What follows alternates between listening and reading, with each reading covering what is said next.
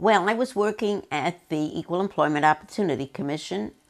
I was the only woman and the first woman in the Office of the General Counsel, which at that time consisted of the General Counsel Charles T. Duncan, his deputy Dick Berg, a junior attorney named John D'Alessio, and I. And one day, Betty Friedan came into the office, and she was there to interview the General Counsel and the Deputy General Counsel because she had published, this would have been in 1965 or 1966, and in 1963, she had published her groundbreaking book, The Feminine Mystique. So she was planning to write a sequel which would show all the progress women had made since The Feminine Mystique was published. As an aside, I can tell you that after she saw what was happening, she didn't publish that book. Instead, she wrote a second book called It Changed My Life, about her involvement in the women's movement. Well, anyway, she came into the office. She saw me, a woman, there. So she went to me and she said, "What are the issues here? What are the conflicts? What's wrong?" And I felt that if I told her what was going on there, which was the fact that the EEOC wasn't really implementing the law for women, that they were implementing an act called Title VII of the Civil Rights Act of 1964, which became effective on July 2nd, 1965. And it prohibited at that time discrimination by covered employers based employment unions and employment agencies, labor unions and employment agencies, based on race, color, religion, sex, and national origin. The sex discrimination prohibitions came in during the latter stages of the legislative debates, and the country wasn't really ready for that. There hadn't been a women's movement immediately preceding that, so people didn't know how to interpret the sex discrimination prohibitions of the act. And it was also, at that time, there were about 100 people at the EEOC, and most of them were there to fight employment discrimination based on race or color.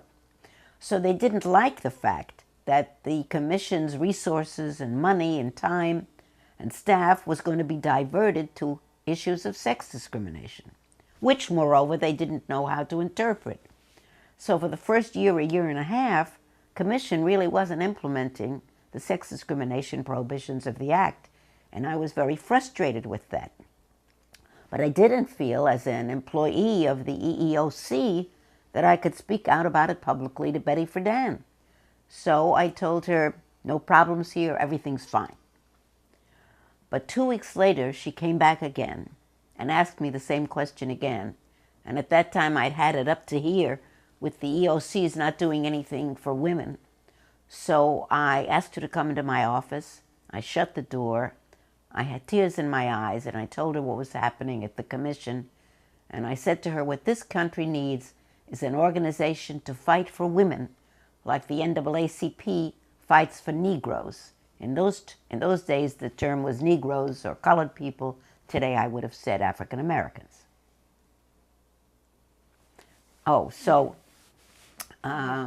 Sometime after that, in June of 1966, it was the third conference of the Commissions on the Status of Women was being held in Washington, D.C. I was not at that meeting.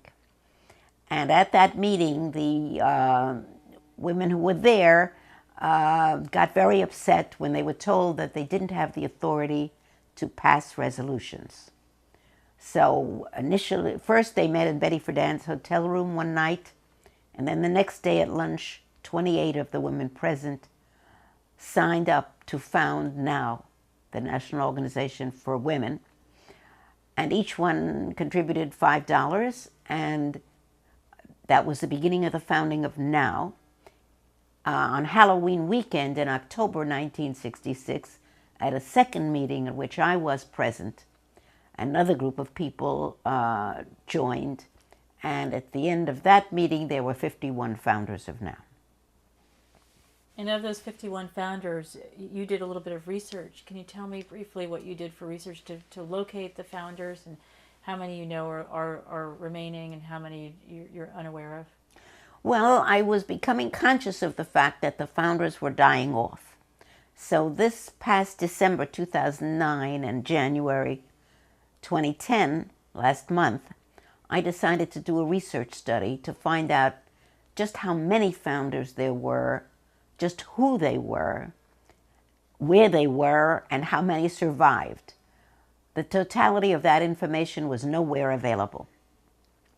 And when I finished my research by talking to a lot of people, and many people who were now founders and other people helped me, and I called founders around the country and so on, I concluded that there had been 51 male and female founders.